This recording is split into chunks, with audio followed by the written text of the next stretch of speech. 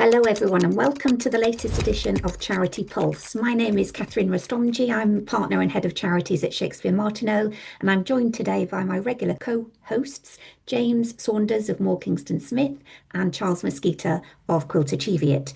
We've got a mixed bag as ever of stories today that have been covered in the press, but before we get started, I just wanted to mention a charity conference I attended this week, organised by the International Centre of Public Accountability, which talked about the charity sector in a fast-changing world. And we had some friends of the podcast that were presenting at that conference. So we had Deborah Alcock-Tyler of Directory of Social Change and Karen Bradshaw of Charity Finance Group. But David Holdsworth, Chief Executive of the Charity Commission, gave an update, and I wanted to do a teeny tiny quick fire round with the pair of you for some interesting facts that he disclosed. So give me a quick guess of the year that the Charity Commission for England and Wales was formed. Was it 1899? Close. James, any guess? Oh, 1898 then? No, 1853. Oh, not that close then. Not that close. So encourage him. Let's encourage. I think that's right. Not the right century. Yes, good. Charles will love this one because he always likes these facts. But I picked up the latest figure, totally accurate, of the total number of registered charities on the charity register currently. Go. 167,000? James? Yeah, I think 168,000 is the sort of banded around number, isn't it? I can tell you it is 171,560. Bit of an update. Yeah, it's on the up. There are 1.4 million people employed in the charity sector. There are 924,700 trustee positions, and £18 billion a year was put into health research by charities, which is 3 times the amount that the government contributed to health research in a year, which I thought was quite staggering. And my last teeny tiny fact, the oldest charity on the Charity Commission register was founded in what year? It's gonna be something like 1213. Well, the charity law brought in charities in 1606, didn't it? So that was poor laws. Sometime soon after that. No, before 597. Yeah. The King's School of Canterbury was founded in 597. Okay.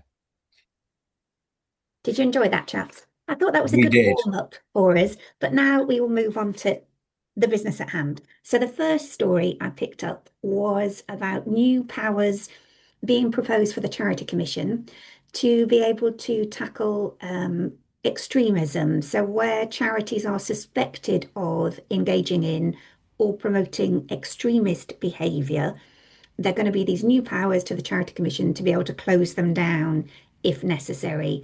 There was also reference of the mandatory trustee ID verification that is proposed to come in a similar way to how Companies House are doing things currently.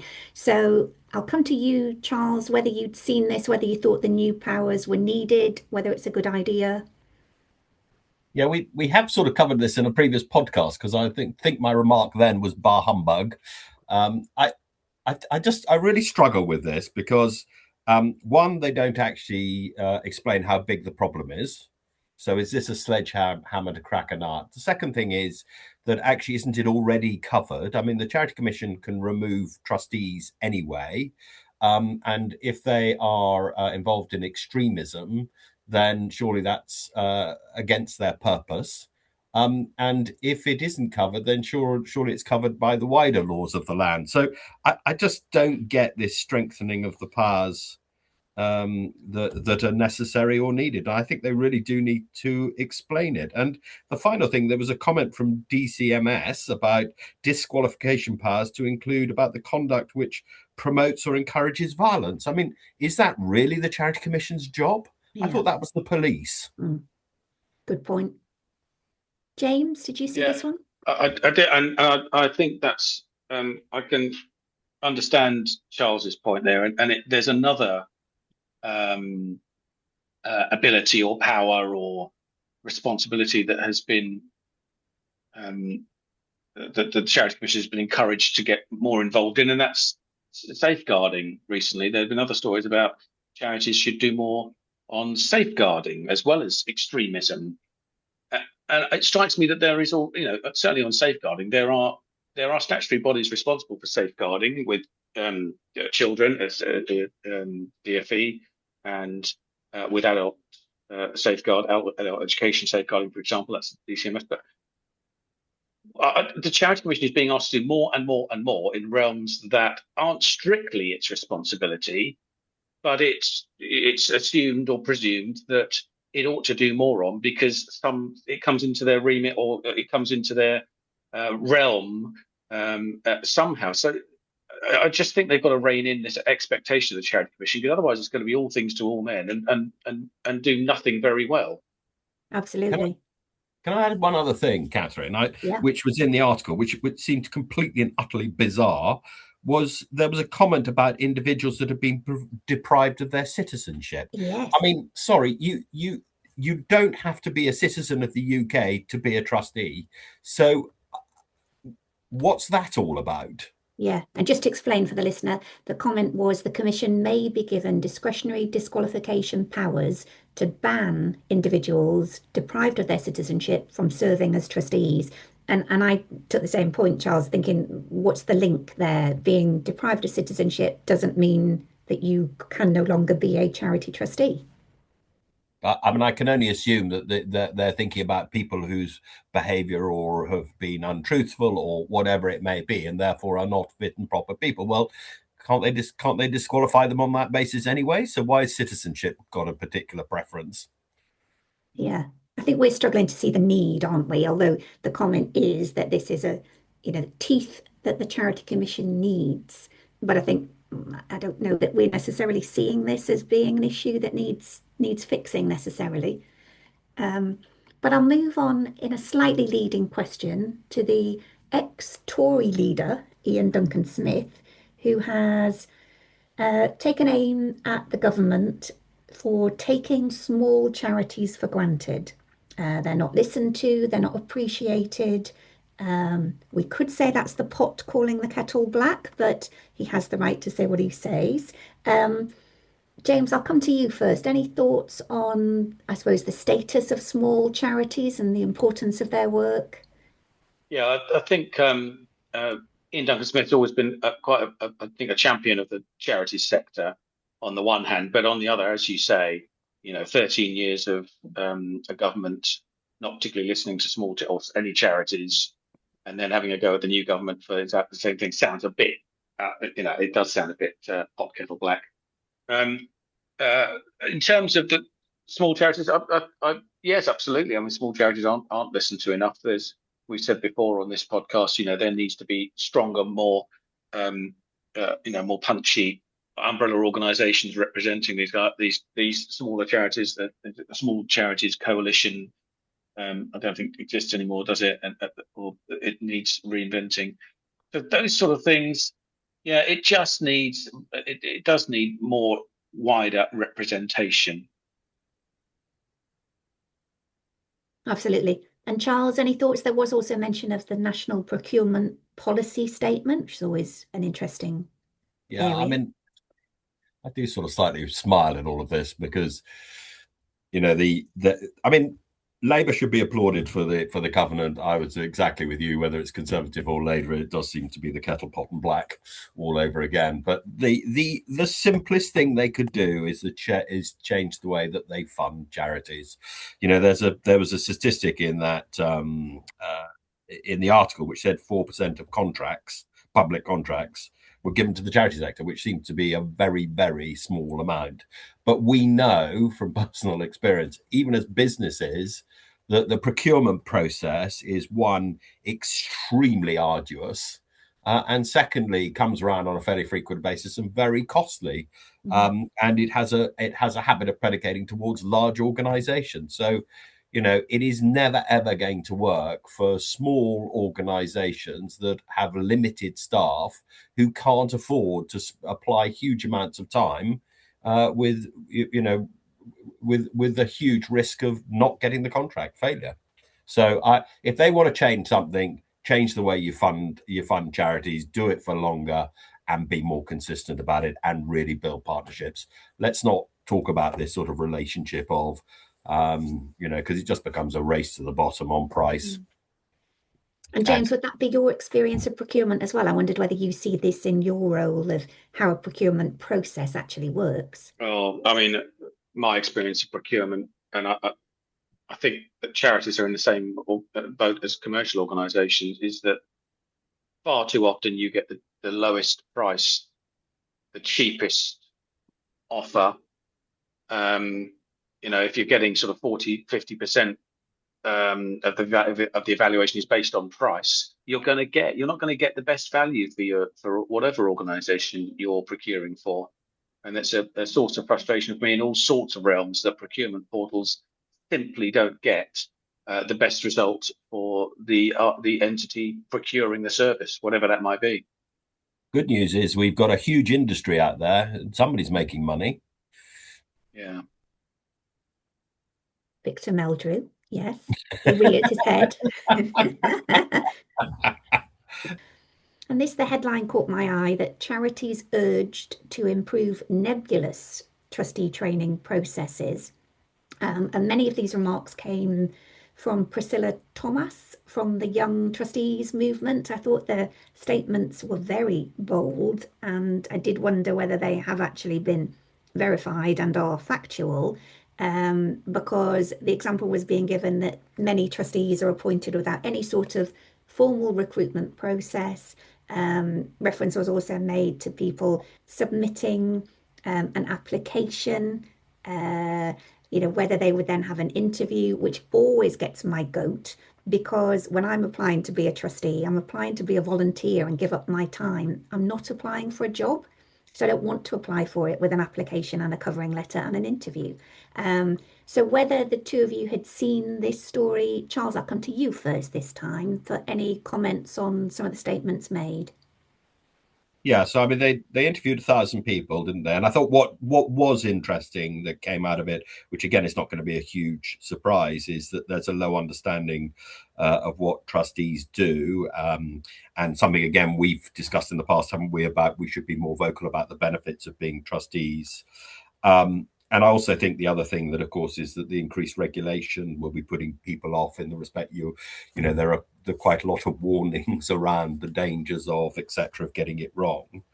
But the bit that I sort of and the other thing was about training and support. Although I think there is an awful lot of training and support out there if people just look for it. Yeah. But maybe we just need to make it more people more aware of it.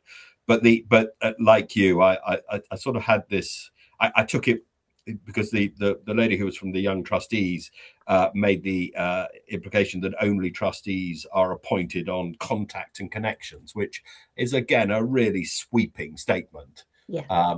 But I think, yes, this is, when you want people, there are a number of different ways of going about finding trustees, which you can, use research, you can put it up on LinkedIn and social media. And yeah, there are occasions where you actually know somebody who is highly qualified, got all the skills you need. Why wouldn't you tap them on the shoulder? So I'm really against, but like you, against being formulaic in what we do, because the other accusation was around transparency of recruitment, which, using that word recruitment, we want people to volunteer. You need to engage in a conversation, and it's a two-way dialogue, because, you're a bit sort of out there saying, are you interested? This is why you want to do it. And hopefully people will engage in that conversation. Yeah. I think it's that trustee search and attraction and conversation, isn't it? I don't like the reference to recruitment. One of the comments was that even when charities do advertise those roles online, the recruitment can be quite confusing. I think, what? Because I see a lot more on LinkedIn now with people, they are opening it out and saying, this is a charity I'm involved with, this is the great work that it does. We've got these positions available. If that's of interest, please get in touch. Let's have a conversation. So I do think the process is open much more than it is being suggested. James, did you agree with the comments, or any thoughts from you? Yeah, sorry, just 4 out of 5 charities report having at least one vacant board position. Over half of charities, 62%, have 2 or more vacancies. I mean, given that sort of level of vacancies on trustees, I'm struggling to see how there can then be being a trustee is so difficult. It might well be that the trustee position, doesn't suit some people, whoever they are, for timings and all that sort of thing. Surely, if you want to be a trustee, you can find something useful to do in amongst those however many thousands of vacancies. But there will be some roles I would imagine, let's be sweeping about it, in the smaller charities where there isn't a full recruitment process. It isn't needed. But in the much larger, more organised charities, of course, the recruitment process will be much more formulaic. You probably can't win either end of the spectrum. People say it's too formal and too much for a volunteer role, or it's done by word of mouth and tapping up the right people. To me, it seems that it's generally what the charity needs, not necessarily in all cases what the applicant needs or wants. But when there's so many vacancies around, it seems crazy that we're saying people can't get to be a charity because of the recruitment process. That's not the case. Yeah. The other thing was that they said a third of the people who responded thought trustees should be paid. I mean, that's just going to make the problem worse, let alone changing the relationship that you have. I mean, as we all know, I've been very anti that because I think it's about giving back to society. But also, I think, this sort of 1 or 2 vacancies on a large number of charities, that hasn't changed, I don't think, in the last 10 years. And I think to me there are 3 issues. One is that we're not good at going out and telling people. I'm not sure I tell people I'm a trustee of organizations, although very proud to be. And the second thing is I don't think we're very good at going out into our communities and saying we're looking for people and what we're looking for. And then finally is telling people why they should be doing it and what fun it is and how it will benefit them. So I think this is something that we can change, but I think it's something that just needs some really good, strong communication and some consistently messaging out there. Yeah, I thought definitely. And also the comment made by the person from Young Trustees Movement was most of the trustees that I know were appointed without any sort of formal recruitment process. And I think, wow, is that an indicative study? I mean, just the people I thought it was a limited application of some of the conclusions that were drawn from that. But I think it does feed into our comments around, whether people know about charities, how you can encourage people to come forward and add to a board that, that's what charities want. But there's also, isn't there, a criticism about the socioeconomic sort of where people are being recruited from? Well, of course, a lot of people who are professionals have jobs of where their employers can allow them to give up time, where other people that is more difficult. Now, I think we should try and resolve that. And again, I would go back to government. If they want to do something positive, why not legislate to actually give people so that they have a right for 2 or 3 days a year to volunteer? Yeah. And get that as part of their paid package, But I think there are things we could do to improve, but I think let's not criticize those that are already doing the job of the 900 and whatever it was that one of your facts at the beginning was. Yeah. See, Charles, you're not always Victor Meldrew. You see this, so you've got this, a positive end to the session today. So thank you for anyone that's joined us. I hope you found the conversations of interest. Do let us know any feedback or suggestions for future topics. We'd love to hear from you, and feel free to follow and like and share with friends and family on the various platforms where our podcast can be found. And we hope you can join us for a session in the future. Thank you.